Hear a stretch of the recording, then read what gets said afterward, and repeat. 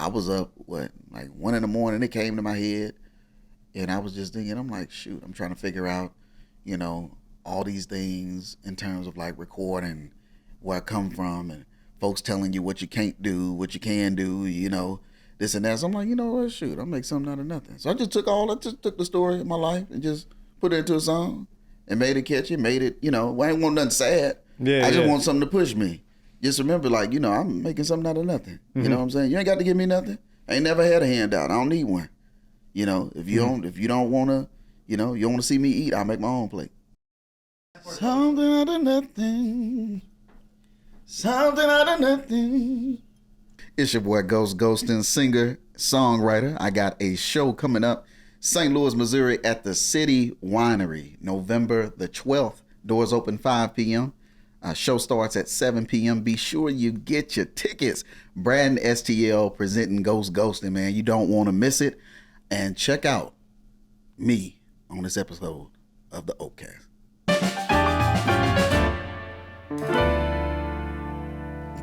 What's going on, Opcast? It's Braden and STL, and today I have a very special guest. He's one of the flyest dressed guys I've known for over a decade. I've known this guy since college. Been able to, we became friends and just watch his journey. He has some hit singles out there. He can sing almost any song. He's one of the best singers here in St. Louis, and he has a show coming up. And so I feel like I could dive into so much more, but that's why I have you on to talk about yourself. And welcome, GhostGhoston. Hey, man. Thank you for having me, man. It's been some time. So a bunch of evolution, man. Dude. See, you grow as well too, man. We'll get into that, man. Well, yeah, like it's crazy how we just reconnected.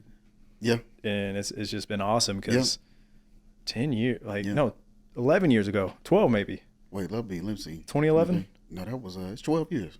12 years. Yep, 12 years. So about a dozen years ago. Yep. Years, yeah. Yeah, that'd be like, a dozen.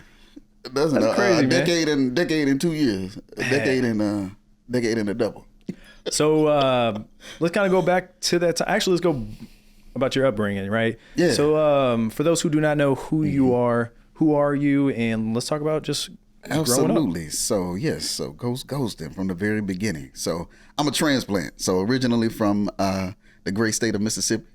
I'm the second of 3 children to Anthony and Jacinda. So, middle child, you're always screaming, fighting for attention. They say that, Yeah. I don't really see that.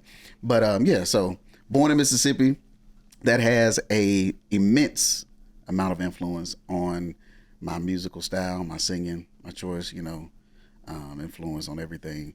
But started singing at the age of 5. So started singing at the age of 5. My mother's mother, Ollie Jean, we were singing in church. Mm-hmm. So she was kind of like the Joe Jackson type, if you know, Maddie Moss Clark, Joe Jackson, Ike Turner without the beating, That. Boy, get your ass up. It's church. But yeah, so she was pretty much in us. It was me, my cousin Dayana, my sister Lanye. We were singing in church, for peanuts and peppermints, and still was singing for peanuts and peppermints for a while until I learned better and knew better. You learn. So what were you listening to at that time? Because you were 5 years old singing in church. I was 5 years old singing in church, man. Dragging from church to church. For instance, like the spot where she was in would have been Columbus and all around, like different parts of Mississippi. So she, they throw like different musicals, have quartet concerts and stuff like that. So she just dragged us, dragged me around and, put me up there. And, I used to be a little scared little kid, but I get pushed, she'd be on me every night learning the words. You're going to learn the words tonight. You're going to stay. I was staying up in the kitchen late, like learning words and everything else in parts. It didn't too much rub off on my sister and my cousin because they couldn't sing word for lick, but they was there for good look. They were just on the side because my grandma couldn't sing either.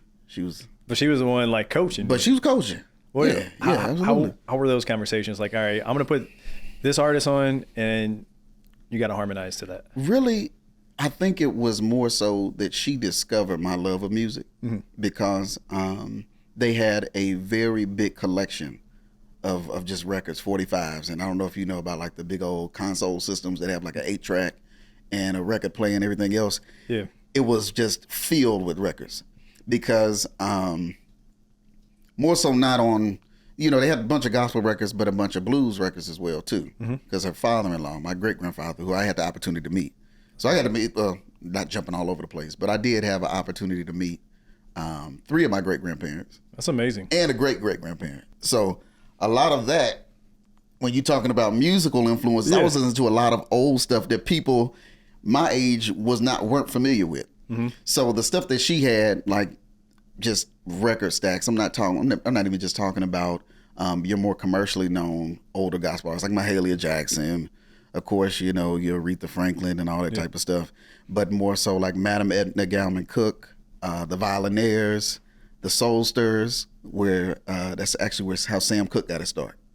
That's where I heard that name. Yeah. Okay. Soulsters, the Mighty Clouds of Joy, the Drinkard Singers. That's actually Whitney Houston's mom, Sissy Houston, sang with the Drinkard Singers. Okay. So a lot of your, you know, the well-known people, they actually had roots, you know, on the quartet side. So I was listening to all of that stuff growing up, hearing these voices, and jump on the secular side, you know, things, because with my great-grandfather, he owned a juke joint, so he had a bunch of promotional copies of 45s. So I would just being a kid I am, I'm just going through records, going through 8 tracks and stuff, just listening to these things and putting them on. And I say the biggest influence on me at that time, being at young of age, was the Soulsters, because I love the voices. I love Sam Cooke. So, you know, I really didn't make the connection until I got older, because, you know, I'm 5 years old listening to it. You know, I'm like, oh, dang. So I hear one song, because if you notice, he took a lot of his gospel songs and turned them into secular music. So the one song, Lovable, he recorded under Dale Cook, because he kind of was dabbling in gospel and didn't want his name out there, letting them know they was doing too. So that was kind of like the first record that I remember that really stuck with me, because that voice of his, it was just so smooth and just different. So just real quick, secular, is that like pop music? Or not pop, but it's like there's gospel. What's the difference? Difference between? So pretty much like your worldly music. So anything that's like you know, your jazz, your blues, anything that's not in the church, you know. Gotcha. So so that would be considered secular. Okay. So really, that was one of the main voices that really just stuck out, him and Johnny Taylor, because 2 of my favorite singers that really started off, they both started off Soulsters and Highway QCs. So I was hearing their voices on those recordings, and then I go over and, you know, be kicking it with, you know, my grandfather, my dad's family, and hearing the same voice, you know, not making that connection as a young kid, but I knew I loved it. I'm like, man, who was these cats, you know? So I've been playing them over and over and over again, man. So you're this kid trying to have like a deep voice, like I just picture all I picture is like a young Michael, but like with more of that like Sam, trying to go for that Sam Cooke sound. You know, I will say this. I have always been a old soul from the beginning. I don't know, maybe you see me walking around on campus, but, you know, in my suits and everything, you know what I'm saying? I always been an old man. That's what I always, because that's kind of how Ghost came about. You know, it's not just off my last name, it's also, you know, old soul. So I thought it was a funny play on that too, because I've always been called a old soul. So even just growing up, you know, I was always listening to older music, you know, all stuff from the past, all different things that a lot of people just weren't really privy to at my age. So I was always kind of like out the box. But like you were saying, though, like doing the stuff like Michael Jackson, I was performing and singing around or doing something. So I kind of knew I was destined for the stage some way. And all that, those records were hard to find at that time. Like, you know, now we can go on, you know, Spotify, YouTube to like, if you want to hear every single Sam Cooke song, you can do that now. But like back then, it was like you may have, you know, your great grandfather, whoever could have just had that one record. You're right. And it's just like, it's crazy. Like now we can listen to everything. Now I can go through and just listen to it all. Because I got a whole big crate full of it, and not only I ain't got to touch it. Yeah. Because they could just go on Spotify and go through and look through their anthologies and stuff and look through everything. You know, it ain't the same thing. Because but it was so much fun in just discovering just all of these different. Because a lot of the stuff that he received too, those promotional copies, were a lot of non-well-known artists that were just, you know, just putting out stuff. So it's so many different things that I heard that had an immense influence on me, you know, over time. Just being able to listen to that, because even to make that connection, I know a lot of the older people that I talked to, some of the artists that I was listening to, they didn't even know. I was listening to like as far back as like Memphis Minnie, Robert Johnson, Lucille Bogan.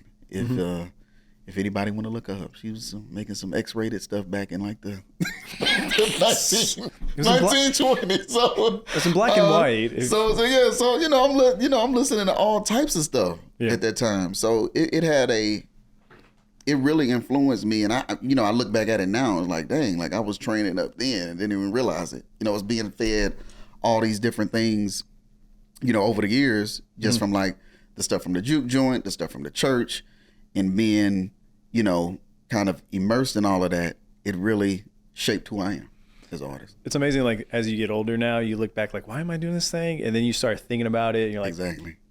That's what it was. Thanks, Grandma. Thank you, Grandmama. Thank you.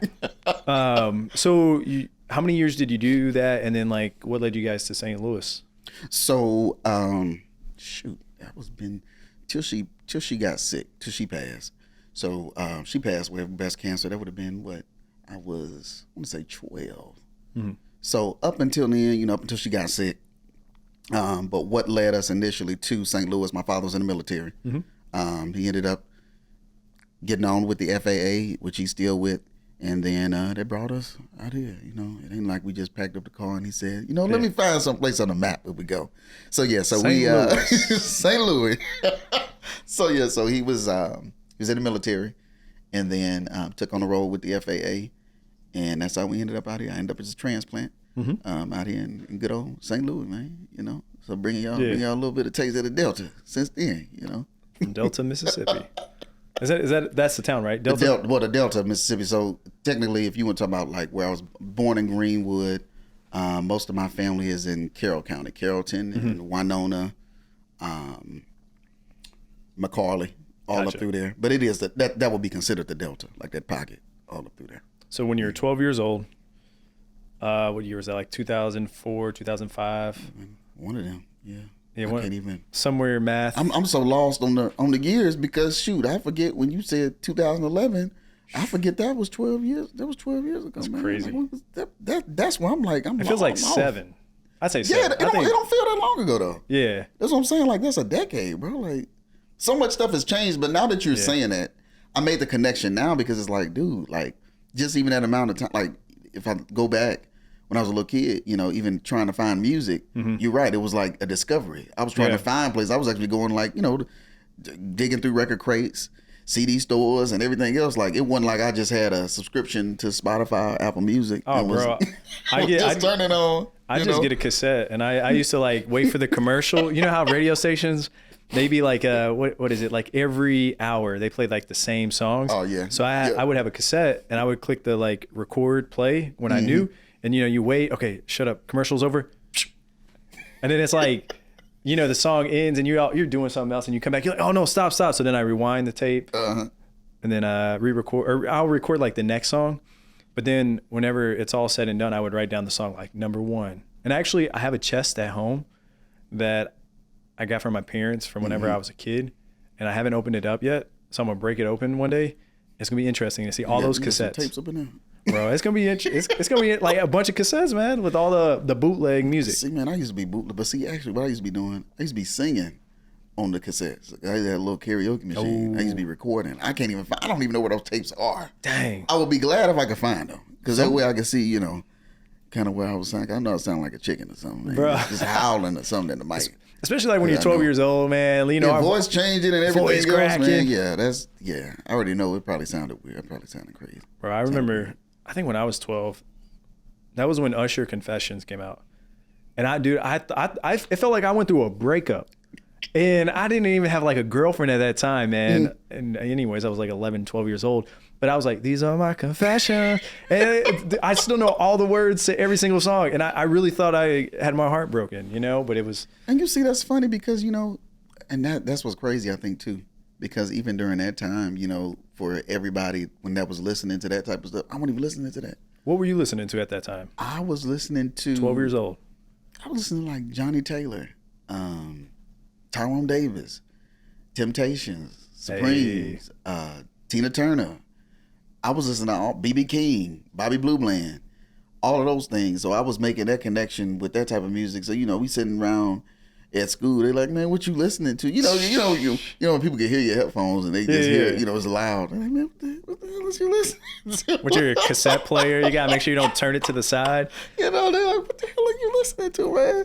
Because, you know, they be talking about the stuff. Not that I didn't listen to it, because, you know, my sister, my mom, you know, even during that time period, my mom was listening to that. I wasn't even listening to it. I was listening to older stuff to my parents. So, that, you know, I was always like the little old man walking around the crib. You know what I'm saying? So, I was always a little, you know, a little different, you know. Ain't no wrong with that. And exactly, ain't nothing wrong with it.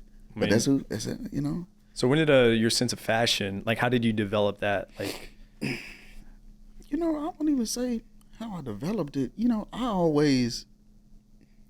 so growing up, I really didn't get to choose my clothes. Yeah. So it was, you know, whatever my pops bought me, whatever they paid for. I was around looking like, you know, Cowboy Carlton, because I had cowboy boots on and some in North County.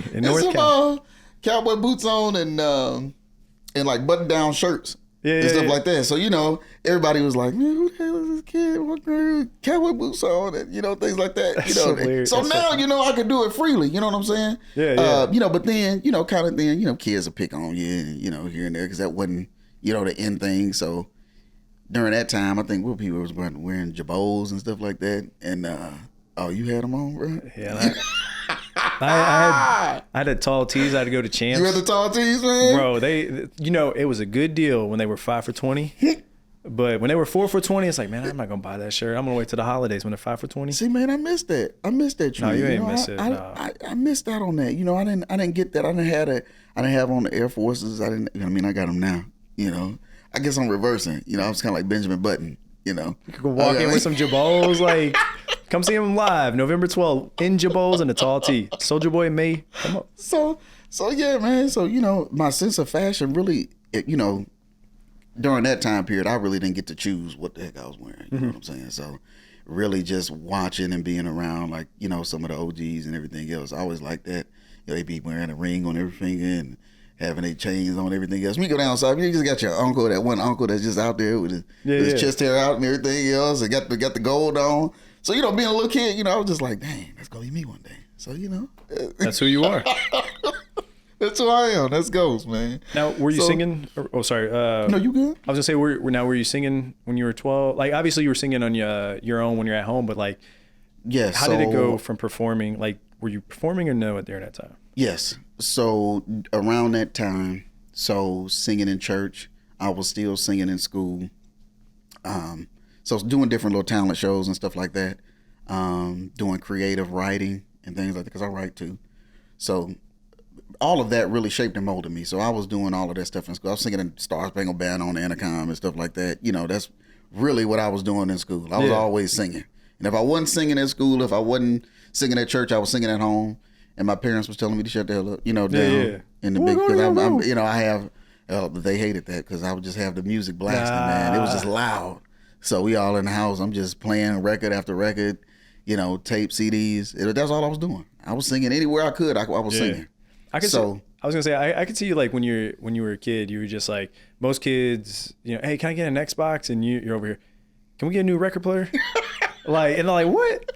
You know, like, is that what happened? On the real, man, yeah. No, that really did happen, man. Because you know, that's awesome. It's like a little, I forget, it's like a rubber belt that's in the turntable. After they go out, the record will slow down and everything else. So I was praying, you know, somebody would gift me a record player. I didn't get one, but, you know, I figured out a way to kind of mess around with the record player and get it back working. Sitting a little thing on there. You got to have some sitting on there just a little bit, so that belt will catch. You know what I'm saying? So yeah, no, that was me as a kid. That was me. I was taking my, you know, because, you know, we get a little change here and there. My grandma was, you know, my other grandma that's in Chicago now. She would send us a little change here and there. I take my money every time, bro. Go get the same. I don't know if you familiar with, like, those little microphones that used to connect up to like a bass. Oh, it was yeah, like $10. Yeah. I would, like, spend it. I would break one, and that's all I would buy as a little kid. I'd be singing on that. I'd be in my room just all day, just singing, performing, practicing. You know, my siblings thought I was crazy and stuff, you know, twirling around, you know, singing on the mic, thinking of James Brown and everything else. They was like, man, something wrong with this dude. This dude's different. But now they look back, or they see you on stage and they're like, man, I always knew you had it. You know, there you go. I'd be like, hey, what you got to buy a ticket because you weren't here from day one, so 50% off. You know, hey.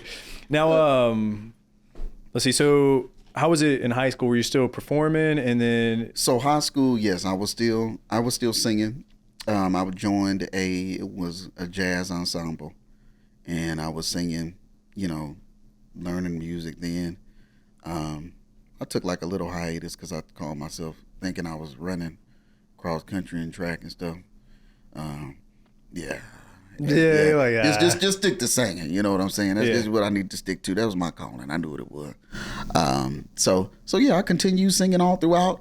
We had went to Atlanta and sang, and you know, I got some, you know, little different opportunities and stuff to do. You know, it was nothing major, but you know, I was still singing even in high school and everything else. And then there was Springfield. Yeah, in Springfield. Then to college. Let's talk about that, man. Oh man, so bro, yeah, you have stories on me that I like. We were talking off camera. I can't even remember.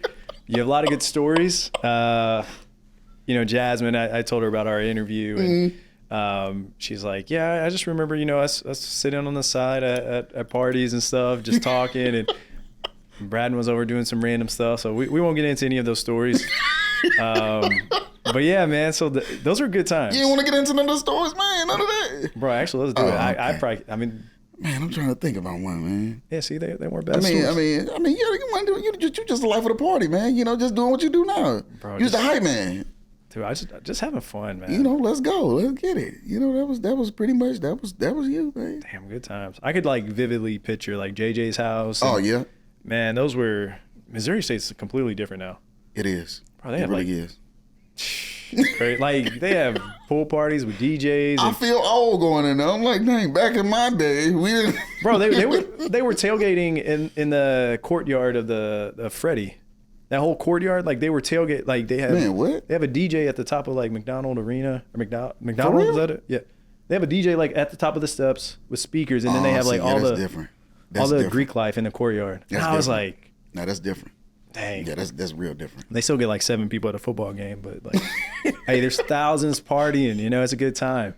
That's different. So I remember the first time I ever heard you sing. It was at one of our meetings, and I can't remember what it was. I can't remember something, but I remember that because everyone was like Connor Allway was like, oh, wait, what? Like everyone realized you could sing. It was like, wait, this quiet, because you were quiet. Mm-hmm. You were a quiet guy, you know. Hey.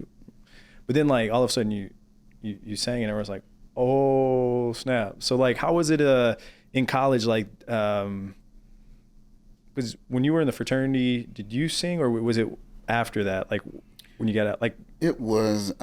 So it was. I would say it overlapped. Mm-hmm. It overlapped because I was doing that. Because actually, how I got into it, because you know I was always singing and stuff in my room and everything else, and just so happened.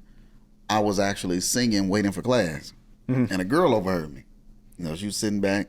She was like, "Hey, you sing, man?" I'm like, "Yeah, I sing a little bit." She's like, "Oh, well, after class, come with me to this rehearsal, and then let's just see, you know, what you get." You know, she laughing. She thinking I ain't gonna go. I'm like, "No, I'll go with you. Yeah, let's go." Destiny. Don't tempt me. Destiny, wherever you at. Thank you. So. This was Destiny. She told me, she said, you know, hey, my cousin, they got a little gospel group. You know, they really be recording and, you know, doing stuff. So I think you should just go and try out. So went there as Faith Ministries. I still remember the day I walked in. They all harmonizing and stuff. I'm like, dang, they sound pretty good. They sound good. My guy, Pierre, that's on keys. Shout out to him, man. He's doing major things. You see him on ESPN. Where else? Yeah. American Music Awards, all over. Yeah, he's doing amazing things, bro. Playing for, forget the K-pop group he played for. But he's traveling the world, yeah. Wow. Our pianist, yeah, he was cold. That's amazing. Dude was cold. Got up out of there, man. Just amazing. Yeah. I have yet to meet anyone with that ear like his. Like, I'm pretty sure they out there, but he was one of a kind. But now he's traveling. Said he's part of a K-pop? Yeah, so he's playing for all different people. Bro, K-pop's huge. And look him up, Pierre Jameson. Cold, absolutely cold. And if he take this name, I'm gonna share it with him. He cold. Yeah. So I walk in, he's on the keys. This is his parents' church. So they're in there, they harmonizing, doing everything else. And Melinda, she's one of the other singers, and Marquita, they sitting over there. They're like, okay, all right. So, who are you? I'm like, I walk in, I'm like shy. They give me a mic. They was like, okay, sing something.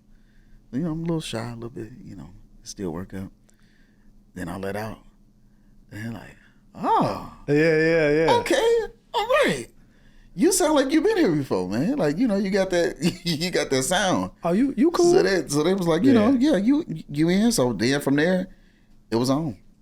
So, of course, with that, really that took up most of my free time in terms after class. We'd be traveling on the weekends, going out to spots. So we was traveling to like Tulsa, Atlanta, different places. Now, this while you were in college? This while we was in college. Wow. In college. So I really got to give props to Marcus Stidham and Marquita Logan, because they were, Obus now, 'cause she married. But she was really arranging. And I think, when I think back at that time, we 18, 19, and 20 and doing those things is crazy. Yeah. And putting together a budget to even record a CD and stuff like that. College budget. Marcus was a mastermind in terms of like coming up with a budget and figuring out how we gonna tour and get around and stuff like that, because that was unheard of. It was a young group of kids getting together doing that.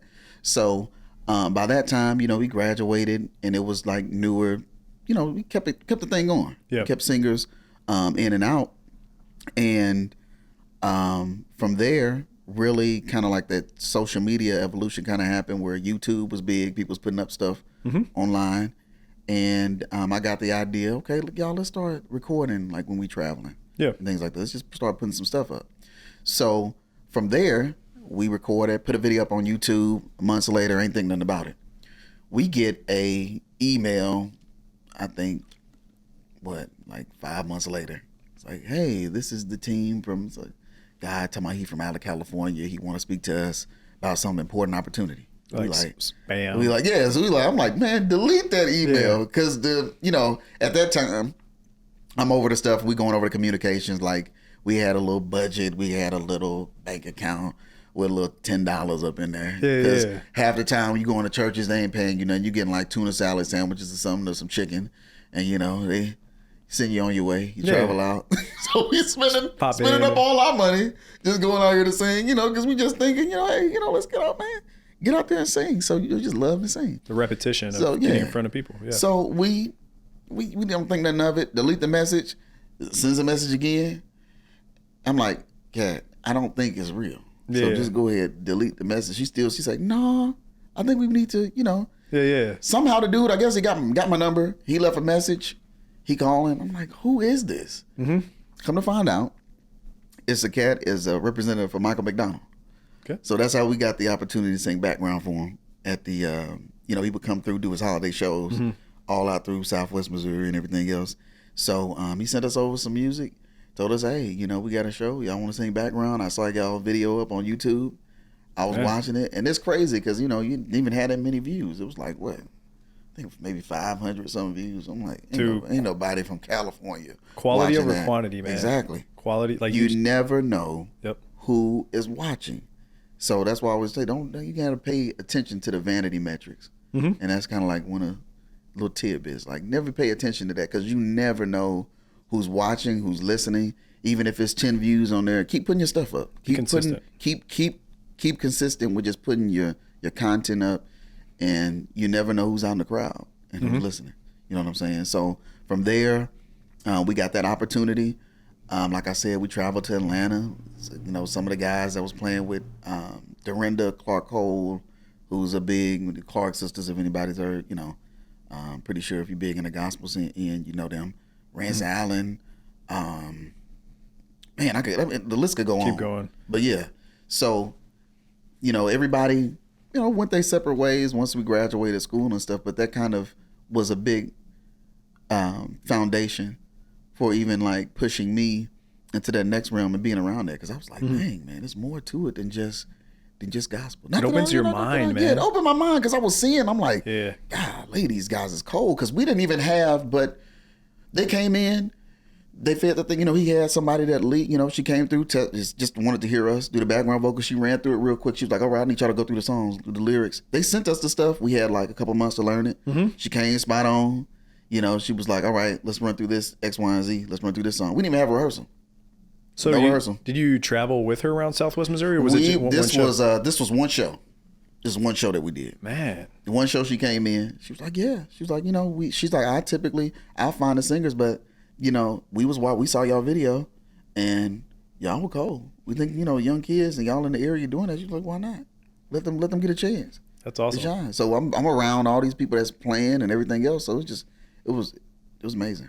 Were you like, hey, that was before your TikTok account, right? That was way before. Dang, I was gonna say, were you like, hey, make sure to follow, like, hey, we should connect. That was way before, man. That was like, that was like right on the edge of like everybody was getting Instagram and stuff. Yep. It was, all that stuff started popping, and YouTube had been around like the Soulja Boy time and everything else, but that was when everybody was really starting to get the smartphone push and recording, and you could actually put something on the phone. Where they want like 16 gigs of storage. More back in the days where you had to like 60. Get an SD card and put it in the phone to record, or in the digital camera or something to record something up. So that's how it was then. But no, man, that was an amazing opportunity. Actually, he won a St. Louis own, Michael McDonald. So we got to rub shoulders with him. Real cool, calm, collective dude. We got to eat with him and everything. Have you seen him since? I ain't seen him since. You want to invite him? Hey, if you're watching. But if you're watching, man, if you remember me, Andrea, Michael McDonald, I'm still here, just a little squirrel in the world, just trying to make it, Does he still live in St. Louis? I don't know. Do we need to figure this out? Somebody can figure it out. But he was cool, he was a cool dude. Bro, if you ever need backgrounds again, I'm here. I'm here. Bro, I don't know where to camp, I'm here. We could figure that out if he's in St. Louis. Yeah, if he here, just. We know people. I don't know him, and I don't know who wouldn't. St. Louis is the biggest, smallest town ever. It is. So now, when you graduated, you moved away, and then let's talk about relocating to another city, because you're essentially, because you got married in what year? Was it 2017? 2018. 2018. So you moved away, and then were you doing TikTok at that time? Like, how was that? Like, no. So I actually wasn't doing TikTok at that time. So how it worked out, I was actually just working my little corporate job, kind of singing. It took kind of like the back burner. I was just singing in the house. Yeah. Singing around the crib, doing harmony, writing. Because I still wrote. I got like books, pages full of songs that I wrote and everything else. And are they in a safe? Hey, put that in the safe, man. Scan that. Don't scan it on your iPhone. Maybe scan it on your iPhone. You never know. So yeah, I got notebooks, journals, everything else. I'm just writing because I wrote all the time. I just wrote. So I'm writing, singing, doing harmony and stuff like that. My wife, she told me, you need to go get back to singing. You need to go out, do something. I'm like, I was over the church thing of going singing for. Chicken sandwiches and stuff like that, or exposure. Tired of being broke, you know what I'm saying, to doing that, So, I'm doing all right, you know what I'm saying, got a little money in my pocket, working corporate America, you know what I'm saying. Now I did get the opportunity as well. I'm kind of backtracking.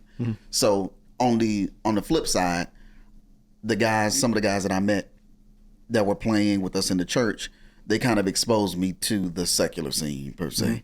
So there's forget the town that's around. It's a military base that's near. We would go and travel and do shows. There was a lady I would go through and sing with. I do like, Tyrone Davis, Al Green, and different shows out there through that. And one of the guitar players, he actually, may rest in peace. He's going now. He was actually a guitar player for the Staples Singers. Oh, wow. Okay. So, Mavis Staples, I'll take you there. I'll take you there. Yeah. Yeah.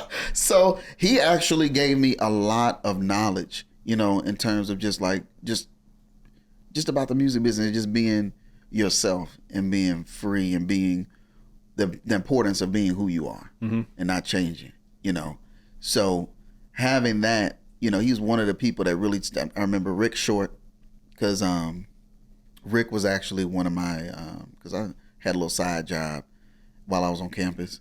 I was at I worked at one of them apartments. I don't even remember the name of it. But he was my boss. Bear Village or something. Bear Village or something like that. One of them things. Yeah. But he played the saxophone. So he introduced me to a bunch of cats that was like on the blues end and the blues scene. They was doing a bunch of stuff. So they would just drop knowledge. They would just be like, hey, just be OGs. careful. Yeah, they just, and I liked that. Yeah. Because, that was the thing I did even as a child. I constantly took knowledge from that older generation and people that was around me. I just loved that. I always liked to, even young, it doesn't even have to be older than me. Even my, younger, children that I be hearing, like when I like to learn. You just got to be open, especially in music. I'm never that type of person where it's like, oh no, I ain't listening to that and this and that. I listen to everything. Yeah. I may be listening, Praise Jesus one day or, back that thing up or, whatever. I think that just music it just transcends that. It just always gotta. You listen to anything? Are you listening to Sexy Red nowadays? Man, yeah. What you talking about? Hey, shoot. Yeah. I listen to anything, man. I'm telling you. Let's get that collab going. Clark's is on 1 minute. Sexy Red, Big Crit, anything. Anything. I ain't knocking nothing. Yeah. No, I think, music is music and, whatever floats your boat. But I was never one of those. I was always learning and picking up stuff. So being out there and on that, on that end of things, they were just, trying to give me tidbits of stuff that they learned along the way. Just saying, when you're on a gig, man, stay away from the alcohol. The drinking, they can catch up with you. Because you see on this end, on the flip side of it, I mean, it's a fun thing to do. Yep. But if you're not careful, you can fall into some things too, as well. A lot of cats, they be drinking before a show, smoking before the show, before and you doing that, and you done jacked your vocal cords up. You forgot why you were there. You forgot why you was there. It just that was the thing. That was his main thing. He was like, don't ever lose focus on why you're here. Mm-hmm. That you're here to communicate a message, and yeah, man, it was just all of that stuff that was gems that really did resonate with me still to this day. That's awesome. What got you into recording yourself on TikTok? Because I think I was scrolling one day and that was from him. That was here. Here when I started doing the TikTok. How long ago?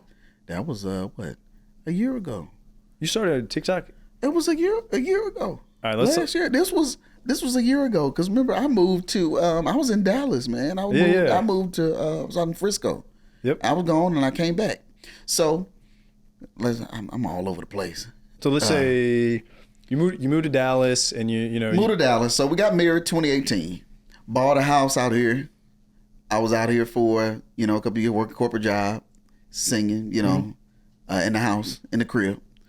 And my wife told me I need to go sing. I'm like, all right, whatever. She keep in my ear. You need to go back to singing. Yeah. Do this and that. Like you just don't sit on that. You write and you sing and get it out there. So funny story. I'm at my corporate job. You know what I'm saying? I don't know what you're saying. So we sitting down. I got clients. My client over here, he's like, yeah, I'm opening my spot back up. That's big out here. I'm looking for singers. So I'm like, oh, you looking for singers? I'm like, oh, shoot, man, I sing. I know a guy. He talking about, you sing? I was like, yeah, I sing. He didn't believe me. Yeah, so yeah. So he like, yeah, all right, this cat. Okay, whatever. Yeah. So come like 3 months later, I get a phone call. My phone is blowing up. I'm like, it's just always them phone calls. Always something. Same thing with the little Mike McDonald. Somebody blowing up my phone. Yeah. So he blowing up my phone, and I pick up. He like, yeah, do you remember you spoke to me? You said you could sing? I got somebody I want you to jam up with. Yeah. He got me out with a band out here. They heard me sing, and he opened up the spot next to the Fox Theater, and then I was singing there for a couple till the shutdown, and got a little buzz around here, for the little time being. I think you had came out. Bro, you were literally this was like literally right before. I thought that was the last concert I was ever going to see in my life. Yeah, that was I can almost, I think it was maybe, was it Friday? I think, it was Friday, like March 8th, because then I saw Kev on stage. I think it was like the 11th of March or something. But it was like literally, I was like, dang, well, that's a way to go out, and that was the last little singing I did for a minute. And then ended up taking a new role and during that time I knew I was going to Dallas then. Yeah. But I didn't know all this stuff was going to be happening. We sold a house, we get down there, everything's shutting down. So, it's kind of like everything was shifting. So I'm like, okay, well, shoot. if we can, be free and we can go on back. My parents was out there, it was closer to her family and things like that. It was a lovely area and things like that. But I'm like, I still got some stuff, we can do out there, So we ended up moving back, got back, and, got a call again, and ended up singing back where I was at for a little minute. And that's when the TikTok started. So Gotcha. That's when, my wife's like, I didn't know what no TikTok. See, this is the thing. I used to be in the office, and some of my clients would bring their kids, and their kids would just be, just moving and grooving all in the camera. I'm like, man, what are you doing, bro? Like, something wrong with you? Some Jackson Mahomes stuff. Like. So they going back, they just doing all that stuff. What was the other thing? It was like, I'm like, man, I don't know what's going on, but I want no parts of it because her sisters are younger, so they keep me hip. You know what I'm saying? You have to stay in touch. They keep me hip on games. So, they say, yeah, get a TikTok, do some little cap cuts and put you a little video out there. So I'm like, all right, whatever. Put the video up. You're doing a thing. You're singing anyways. You're performing anyway. So it's just like, oh. I'm like, yeah, go ahead. Go ahead, record. I'll put it up. So, we do it. Put the video on up and, let it marinate. And I ain't think nothing of it. I didn't log into the TikTok or none of that. So I'm just like, all right, whatever that is. So be it like what? I want to say 2-3 months later, I'm starting to get messages and calls and stuff again. I don't know. The people was hitting up the place where I was singing it. It was like, who was this by Ghost? Because they was knowing me by my government name. Yeah. So I ain't gonna tell nobody my government name because I'm gonna give somebody a prize if they know my government name, the real actual way to pronounce my government name. Brad know, but so she's like, who is Ghost? So we don't even know who was that. Somebody keep calling, people calling from Texas and Atlanta, talking about they bringing people here because they want to hear you sing and you got a concert. I'm like, what? I'm like, I don't know what you're talking about. Yeah. So I let months go past again. Oh, and wait. So this is from the TikTok videos. And they're like, people are there's calling, no Ghost performing here. Yeah, so they're like, who is this? Oh, so they're like, because they laugh. I'm like, I'm Ghost. That's my name on TikTok. Yeah. Some folks know me by my Ghost. So she's like, man, somebody keep calling talking about when is Ghost performing and who the hell is Ghost? There's no Ghost up in here. Yeah. Like, this is a gospel singing establishment. So 2 months later, finally, I guess the lady finally sent me a message, and she was like, yeah, I saw your video. I was trying to wonder, if you perform or you do shows or you. I'm like, well, yeah. She's like, I want to come out there. We from Atlanta. We want to come see you. And then there's people from Dallas, people from DC. They was saying they wanted to hear me sing. They was willing to travel to hear me sing. Wow. Power of social media. And even we'll get to that, but I got a funny story even about that because during that time, I was even thinking about quitting. Mm-hmm. I was like, I'm done with this, just because, I think during that time, it was kind of discouraging because you had some folks that were saying, hey man, nobody want to hear that shit you singing. Nobody want to hear that old stuff you singing. Let's talk about that. Yeah, because we've talked about that before.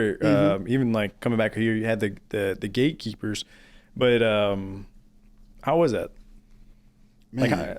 Like people just saying, nah, nobody wants to hear that, but then you're over here like, wait. Yeah, it was internet kinda, saying it this was, though. Exactly, it was conflicting. So just being around, and I think a lot of people in art, a lot of people that sing, a lot of people in music, they kind of know when people are trying to pull you so many different ways, where you have to remember to stay focused on who you are and what your music and what your brand and what you want to be about. It has to come from the thing with me. It got to come from the soul. Anything I'm doing, it got to be real. And that's the thing that I love so much about what I sing. When I sing blues, when I sing soul music, it's the simplest, hardest thing because you have to be able to convey a message. You have to be able to touch somebody, even if it's just 2 words. And it can mean absolutely nothing coming out of somebody else's mouth, but you actually have had to live it. You actually have to know it or be able to pick up on that. Feel it. So you to be able to get that across, that message. So like I was telling you, growing up, I listened to a lot of older music, and I was singing that stuff. I was just putting my own twist to it, putting ghost twist on it. And, coming around here, a lot of people, well, man, if you sing this, maybe people like that. Nobody wants to hear that. It's a constant thing you get. Nobody want to hear that. Nobody wants to hear that. If you come in and you doing a show here, this is what I want you to sing. So you had a lot of people trying to pick the songs, trying to mold me into what they want me to be, pretty much, essentially. Which you see all the time. People try to see what's going, what's moving right then, and what's a trend. Yep. And that was the big thing for me. I wasn't too much folk. I've never been folk. I've never been on that. You a create lot of people, trends. there you go. You live your own life. Exactly. You live your own life, and that's the beauty of being an artist, is that you stand out. You know what I'm saying? Be individually who you are. I was never the one that, if I saw something building hype around something, I'm not going to try to be like that. I'm like, oh, that's nice for them. That's their lane. You know what I'm saying? Yeah. So people be like, well, maybe you should sing more of, they throw out some crazy song or something. It just didn't fit me. You know what I'm saying? So at that time I was getting frustrated, and I was just like, I'm about to throw the towel in. I'm through, because I'm done with it. It can't be you. I'm done with it. Yeah. So that during that time, that's when all the calls and stuff, literally that night, that lady had messaged me. I got some calls from Dallas. I got calls from DC. People calling. I said, well, dang. To book you. I'm doing something right then. Yeah, to book you in these other cities. Not even just to book. They just asking about if I had, if I was touring, if I was anywhere, where could they see me? So I said, well, dang, there's a demand. Somebody want to hear it. Yeah. Somebody wants to hear it. So somebody like it. And, I just felt I was just doing what was in my heart and what I felt that I loved to sing. And if I didn't feel nothing, I couldn't sing it. I couldn't do it. So I really think that kind of was like my wake up aha moment. Like, hey man, don't stop doing what you're doing just because, these people, you got to block the noise. Yeah. Because you never know what what you got. The people in front of you are like, we're not going to do that. We don't want to hear that. And then you have all these people who are embracing it. It's kind of like what I did. Like, I was showing positive sides of St. Louis because I didn't really see that, or if I did, it was just one lifestyle. And now it's the norm. Everyone's showing like the good. It's important to acknowledge the bad things that are going on, but there are more people in the city doing good. But for me, it was like, let me just show my life. Let me show what it's like to go to Cherokee Street, North City, Chesterfield, like all over. Like now it's the norm, but like when I first started, it was like a lot of negativity, but it was just like, I don't care, man. Like this is my life. Like, but that's the thing. You don't have to book me. Exactly. Kind of thing. So that's the kind of, that was kind of like my aha moment as well. Because, even if you think about it, just like you were saying, you wanted to show a positive side of St. Louis. Like, there's it's beauty in who we are and what we are. And that's kind of the same thing that I even think about when I'm thinking about soul music and think about blues. That's the roots of everything. Yep. Whether you want to treat it like a stepchild or anything, that's the roots of everything, is beauty in it. So even when people look down upon, certain areas or certain types of music, and they have this idea of it, to me, I wanted to show the beauty in it and then show kind of like the parallel, because a lot of times what I'll do, I may even mix an older blues song and throw it in with something new and just show that tie and show that connection, between that, because that's what ghosts do. You know what I'm saying? He just bring it back, some of that old soul, mix it with the new. You know what I'm saying? That's well. Let's talk about some of those songs. Let's talk about Something Out of Nothing. Ah, yeah. That song's catchy, man. That thing, I put it on one of my videos. Was it a gooey butter cake video? And that thing did some numbers. Gooey butter cake. Yeah. What is it? Your mom called and it was like, hey, this Braden guy, he used your song. You're like, I know him, Mom. Yeah, man. She's sending me the video. I was like, man, this man. I'm like, Mom. Yeah. My mama, you met him. Now, oh yeah, she on TikTok now, so she be sending me videos every few seconds, and she want to get followers, so she became a fan. So appreciate you, Mom. Yeah, so moms love the videos, so she's sending it, pretty much about Something Out of Nothing. That really is just, hey, that's me. You know what I'm saying? Like, hey, I'm making something out of nothing. You know what I'm saying? And I was up like 1 a.m. It came to my head. And I was just thinking, I'm like, shoot, I'm trying to figure out, all these things in terms of like recording, where I come from and folks telling you what you can't do, what you can do, you know, this and that. So I'm like, you know what, shoot, I'll make something out of nothing. So I just took the story of my life and just put it into a song and made it catchy, made it, you know, I ain't want nothing sad. I just want something to push me. Just remember, like, you know, I'm making something out of nothing. You know what I'm saying? You ain't got to give me nothing. I ain't never had a handout. I don't need one. You know, if you don't want to, you know, you don't want to see me eat, I'll make my own plate. That's how I feel. Turn something out of nothing. Turn something out of nothing. What about the don't ghost me, baby. Yeah, don't ghost me, baby. Yeah. Was that the one Caleb played at his show? Yeah, that's what I thought. Yeah, he played it. I heard it. I'm like, oh snap, okay. Yeah, so don't ghost me. Same thing, man. You know, people's playing on me. I'm like, hey, look, don't ghost me. You know, I started thinking about it. Yeah. You know, because you know, my wife had ghosted me when we was first dating. You know what I'm saying? So you know, she's in the background. You guys can't see her. Her eyes just rolled. So she ghosted me, you know what I'm saying? So you know I had to write a song. You got left on red? Yeah, I got left on red, man. Well, or seen. But saying have red then. You know what I'm saying? I had I don't know if it was like a Nokia or something. I don't know. You said no. Wait, how long have y'all been together? You said a Nokia. That was like back in the flip phone. Yeah, I had a flip phone though. But see, I didn't have, you know, I had college coins, man, okay? Okay. So I couldn't afford, you know, remember it used to be like a 2 gig data plan and everything else. And I went over, my pops was like, hey, bro, I ain't paying your bill no more. So free after 9, like, free nights and weekends. Yeah, all that stuff, you know, it was like 2 gigs a day that I was going over. So, you know, he slid a brother a Nokia flip phone, you know. It's like, you know, I could talk, you know what I'm saying? But, you know, some folks, they want to answer the phone. And, you know, but that was a blind date that was set up, you know, but, you know, had to play that. How long have y'all been together now? What is it, 10 years? 10 years, 9 years? 10 years, something like that. 8? We have 8? Oh, that's a beautiful thing. 8 years, yeah, something like that. It's 2015? 2015, yeah. You know, it hit Jasmine and I just the other day. We're like, man, we're coming up on 15 years together. Like, that is crazy. That is crazy. That's crazy. 15 years. 8 is crazy. In America nowadays, 8 days is crazy. 8 months. Yeah. Bro, some people be breaking off their celebrity relationships just for songs. Yeah, that's true. Bro, that's true. There are like certain celebrities that are dating right now that we know is so intentional just so they can make a song. Like, imagine that. So, yeah, so I had that. Don't Ghost Me, wrote that. I was just writing at work. Like I said, just writing it out. She made a joke about something. My wife was making a joke about something.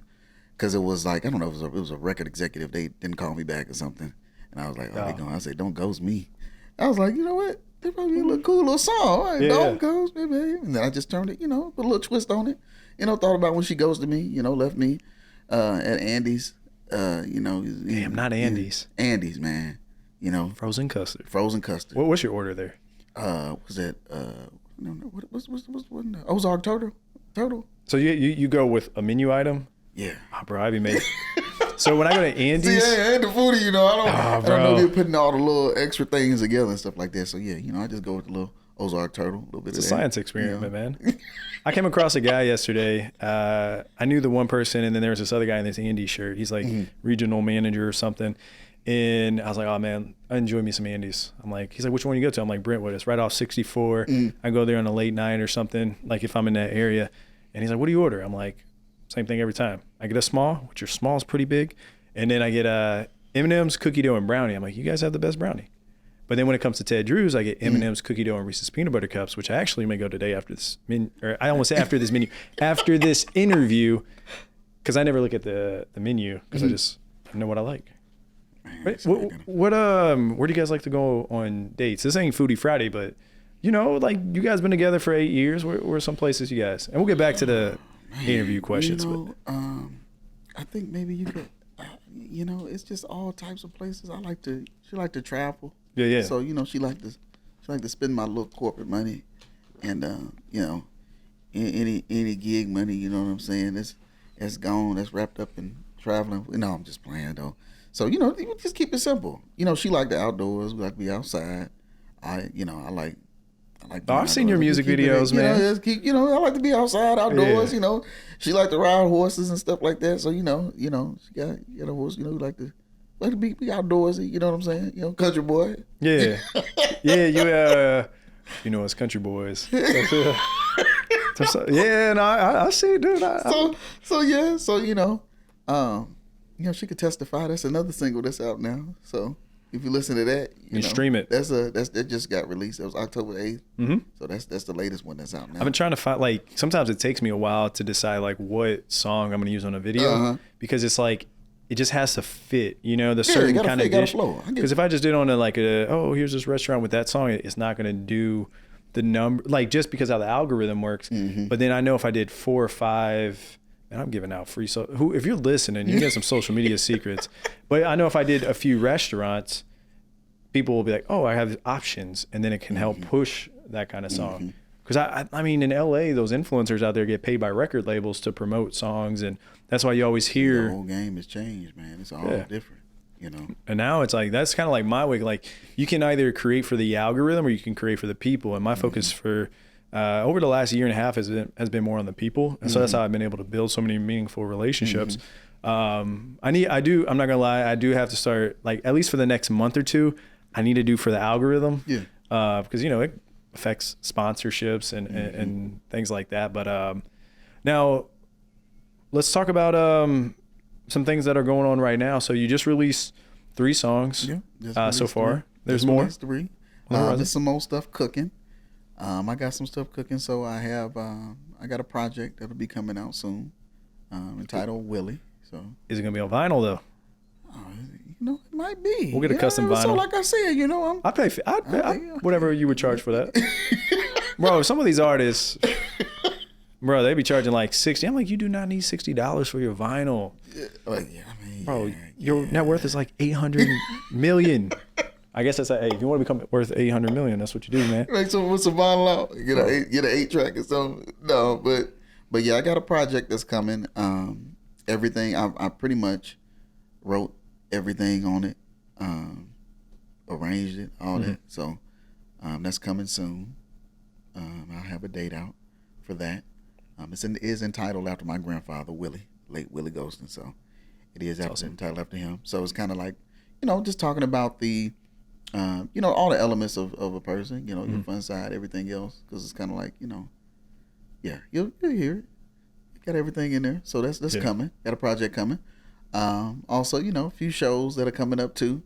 We got some in and out, and then it's one coming out in November the 12th. Oh, really? Man, I didn't hear about it. Did you hear about that? November the 12th? November the 12th? Did you hear about it? Oh, man. Did you hear about it? I think I saw it on like Braden and STL's like Instagram. I saw on yours. I may have seen something online. You know, the internet kids these days. November the 12th, man. It's a good show that's coming, man. I'm talking about a show. You're gonna see me sweat. So you know you got the chest hairs out. You know you're gonna see the baby. You're gonna have the towel. Oh, I'm gonna have the towel. So you know it's gonna be a show. It's gonna be a real show. Jasmine and I are excited, man. So man, I'm excited, man. You know you gotta open up with a song, ain't you? Bro, yeah. You open up with something, eh? Bro, I'll come together with like a monologue or something, you know. That was really cool because it's like, man, that place just fits you. The City Winery, November 12th. What time does it start again? Doors open at 5 p.m. That's what it was. The show starts at 7. Man, amazing background vocalist. See, I thought it was 7. My mind was thinking 7. 7. The show started at 7. Show starts at doors 7. open at 5. Doors open at 5. That's where I was kind of. Yeah, that's where it is. I was like, man, doors open at 5. Show start at 7. If you haven't got a ticket, get a ticket. They're going now, fast, man. They going fast. Like I guess everybody want the upfront kind of close. I know we got like maybe like one of those left. I better get Jasmine a ticket. No, Jasmine gonna have a seat now. Oh yeah, Jasmine gonna be right up front. She gonna be somewhere up there. She gonna be all right. I'd be like, hey, the sound engineer is all the way back here. This actually like VIP at a club. You know, you're all the way across, but you got your own little 10x10 area. Yeah, man. It's not VIP. It's gonna be gonna have a good old country time. But man, like that place, like I can't remember. Did you bring it up to me? Because we saw each other, and then I was like, I think I may have. We was chilling. You was like, it was after Caleb. No, was it Caleb show or some other Caleb show? Was it Mastermind? Yeah. But then was that when you wanted to perform at the City Winery? This was before the Mastermind. So we was sitting, we was talking. And he was like, good man, times. You know, we was just sitting talking, just sitting out. He was like, man, I know a place that got a beautiful, amazing sound system, the ambience cool, everything else. We talking. I'm like, oh, shoot, man. I'm like, I've seen it. It is beautiful. It's nice. It's made for you. The sound man. It's amazing. It's a beautiful venue. Nice sound. Like you said it sound like you're in a theater. It sound like you're in a theater. It's the best sounding. Yeah. The acoustics in there crazy. It's just amazing because it absorbs all the sound. And it's like they even have a wall that they can open and close, and you would not know there's a concert on that side. Yeah. But man, I'm looking forward to that. It's gonna be a show. Anything you want to leave, or anything you want to like leave the people with about that show? We know it's gonna be a hell of a show. What can they expect music wise? Some new stuff, some old stuff, a little bit of everything. You gonna get ghosts. You gonna get a story. You gonna get ghosts, in a good way. Yeah. You know what I'm saying? So you gonna hear all of the elements of. You gonna hear some soul. You're gonna hear some country. You're gonna hear some blues. You're gonna hear some R&B.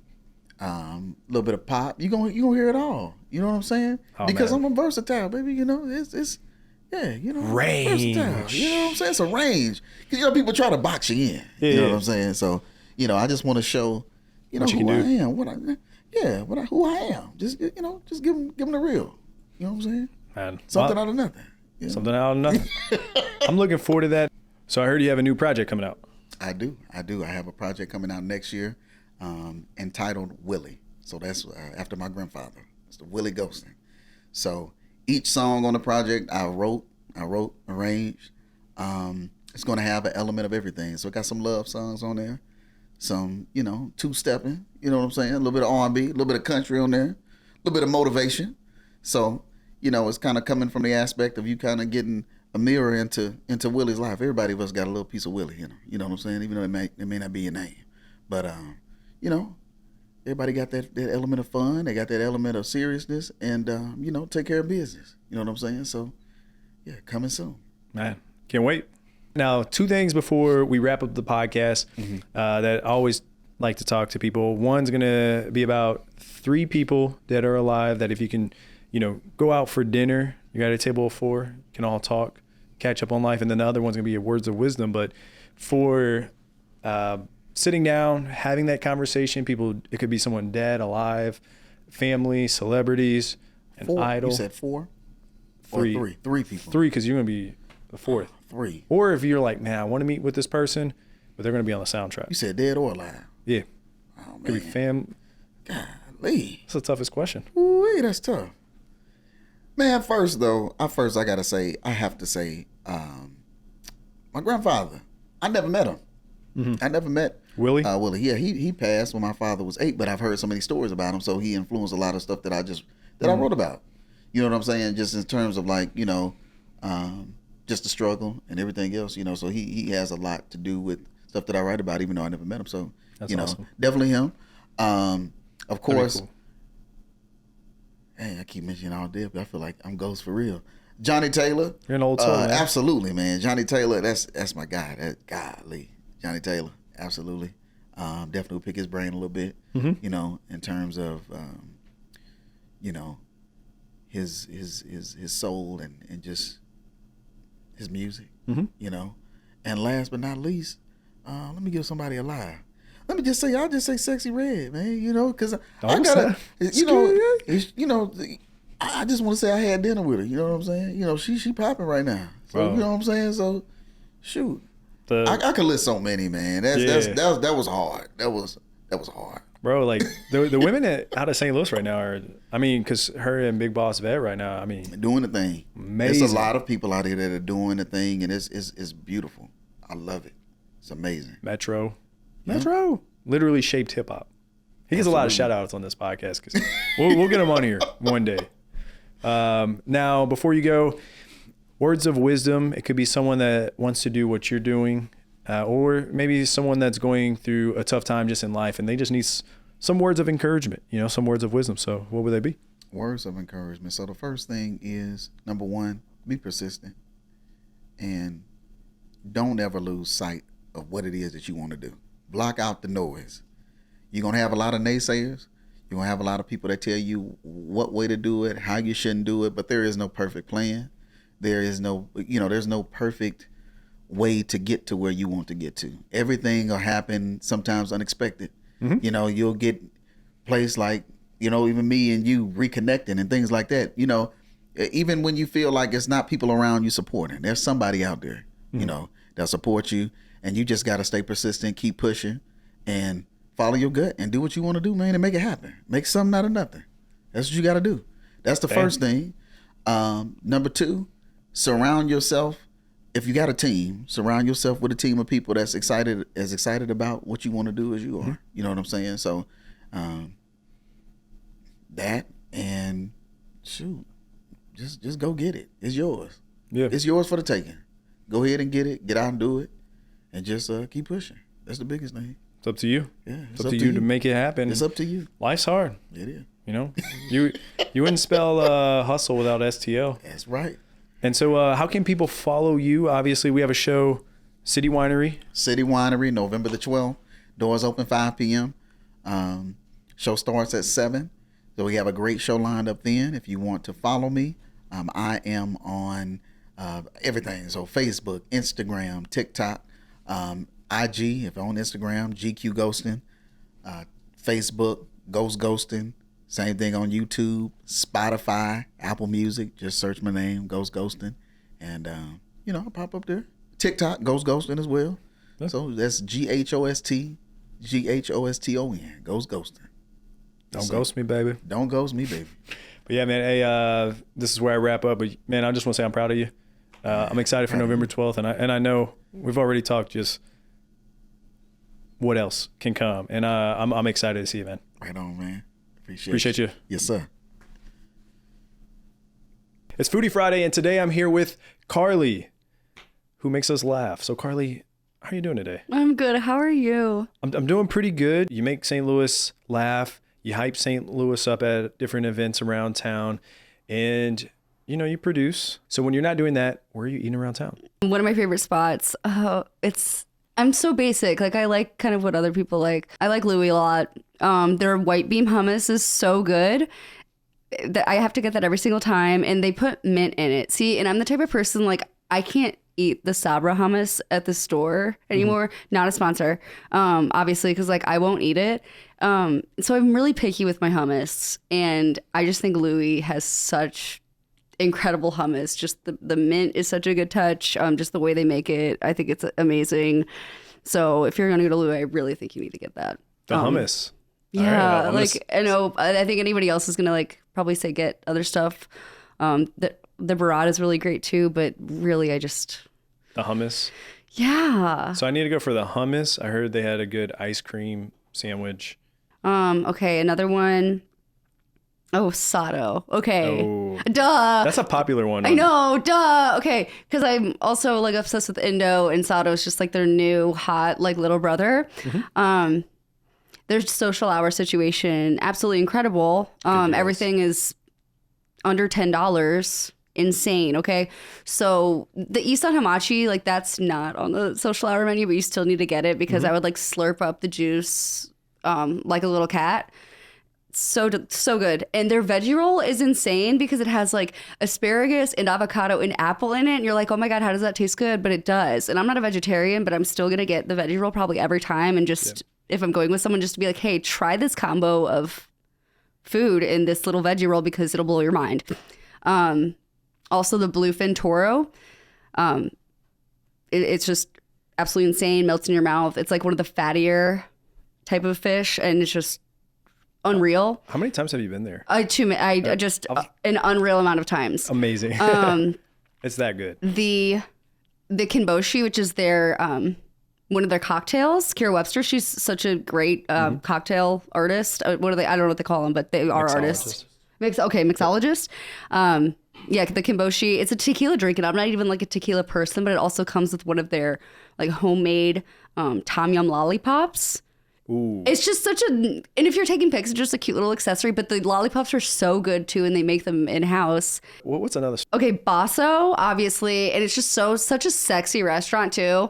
And And they recently, I feel like, had a resurgence because everybody started talking about their happy hour, which I'm kind of mad about because I tried to go there on a Friday one time and it was absolutely packed. And I'm like, I'm just trying to go here right after work and sit at my bar like a little lounge lizard, and it's packed. And I can do that no longer unless it's just, you know, a Monday through a Thursday. But it's fine because I'm happy that other people are experiencing the love and passion that I feel for Basso as well. But they have a really, really, really great kale Caesar salad. And their burger, so underrated. It's one of the best burgers, I think, in St. Louis. It's got like a side of aioli and their homemade ketchup and just the best truffle fries in the city. IMO. They have like those sexy little lights when you sit in the booth, but sometimes it sounds like you're outside because it's like, so it sounds like cicadas sometimes. But like, I'm like, it's okay. It sounds like you're enjoying a lovely evening outside. And then, okay, my last one, Chinese Express on Clayton Avenue. Okay. It's a little hole in the wall. Some of the best Chinese food I've ever had. And I love getting it. I get it all the time. It is not very expensive. I get the beef egg foo young and then just whatever the hell else I feel like getting. See, if you want like a chicken lo mein, they have really good chicken lo mein. If you want the General Tso's chicken, get that. It's so good. And I just load up. And I always get egg drop soup because I'm just an egg drop soup girl, which people are like, what is that? And I'm like, just try it. So how can people follow you if they want to follow you along your journey? I mean, at Carly Laughs. I'm only on Instagram. I'm not on any other platforms. Awesome. So if anybody tries to Snapchat you or Twitter you or anything, like, it's not me. Yeah, guys. So for a full list of everything Carly mentioned, check out STL Bucket List or at Opecast the Pod on Instagram. Eat up, St. Louis. Thank you all for tuning in to another episode of Opecast. Now, this wouldn't be possible without all of your support. My producer, Jason, my friends here at Tech Artista. Make sure you go ahead and subscribe on YouTube and all podcast platforms. Follow us on Instagram at Opecast the Pod or TikTok. So until next time, peace.